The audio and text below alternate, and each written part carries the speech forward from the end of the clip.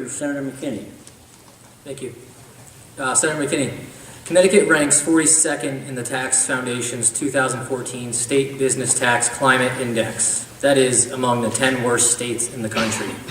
Part of that ranking is attributed to property taxes, which rank 49th in the nation according to that index. As governor, what action would you take to improve the desirability of the business environment from a tax perspective, and even more specifically, does the tax structure's current emphasis on property taxes as a source of revenue for the state need to be adjusted? Thank you, Gary, for the question. Actually, 42nd is probably one of the ratios where we rank higher in. We're worst state in the country to retire in, and in every measure, we have the highest per capita debt, we have the worst long-term liabilities. In every measure, Connecticut finishes towards the bottom. Look, I just read a statistic the other day that Governor Malloy and the Democrats who've controlled the legislature for 36 of the last 40 years should be ashamed of. Citizens of Bridgeport, our state's largest city, pay the highest combined state and local taxes of any town or city in America. Let that sink in for a little bit. How do we do property tax reform? We stop big government from mandating what our towns and cities do without providing them the money to do it. We need to engage in mandate relief. Every single election year, you'll hear Democrats, and this governor is talking about, we're going to have a task force to do mandate relief. Please watch, none of it will pass.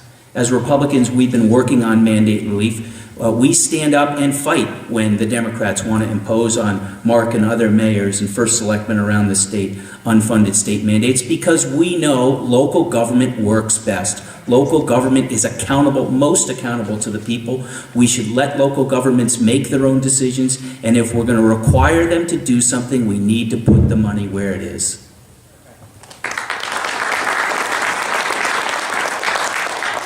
Comment, Senator Boucher.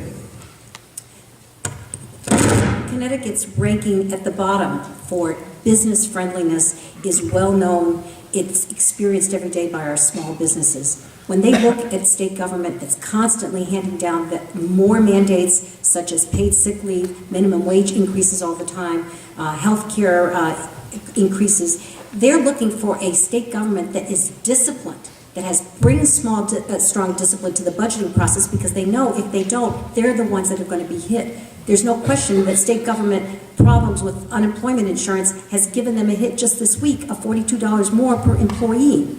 This is becoming unsustainable for them. We need a government that believes in business, champions small businesses, has been there themselves, that had to make budget like I have done with my small businesses.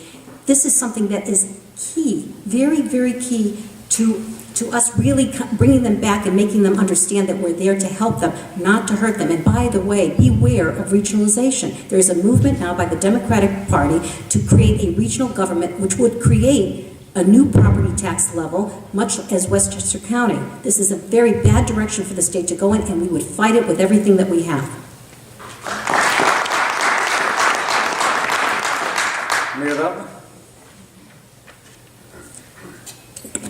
I think there are really two questions in here. First one has to do with business tax environment. Obviously, we need to cut business taxes. I mean, our small businesses, our medium-sized businesses are being driven out of the state. You know, we ought to be creative and look at what New York State does. New York State right now is offering 10 years of no business taxes for any company that moves into New York State and opens. I think that is creative, it's easy to understand, and it works great. The second part of the question has to do with the property tax, and the biggest impact that it has is on our local residents. My campaign has called for a comprehensive review of the property tax system, and we call for engaging in property tax reform. We've got to have an honest conversation about what services we want, who pays for those services, and how do we raise the revenue that will pay for them. That's part of the strategic long-term thinking that we have to engage in here in the state of Connecticut. I will tell you that mandate reform is part of that, but I'm not optimistic, as we've had Republican governors and we've had Republican state senates and Democratic state senates, and every time, not one of those mandates recommended to be repealed ever gets repealed. Why? Because people have to go to the legislature and have to come back with a bill for their community to get reelected. So part of this discussion will have to be a trigger where the executive branch will not allow any new mandates if they're not properly funded by the General Assembly.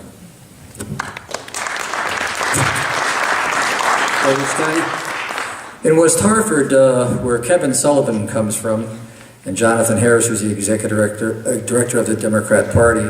I've been fighting them for years, and we have tax referendums in our local communities.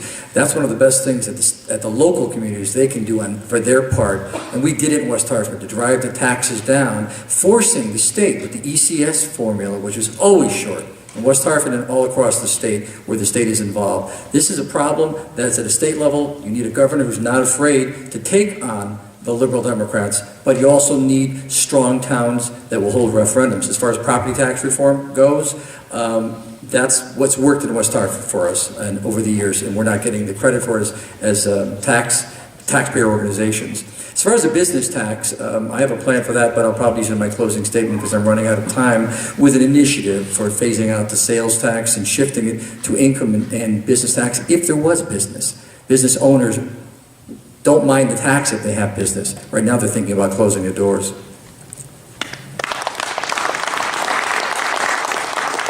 Next question,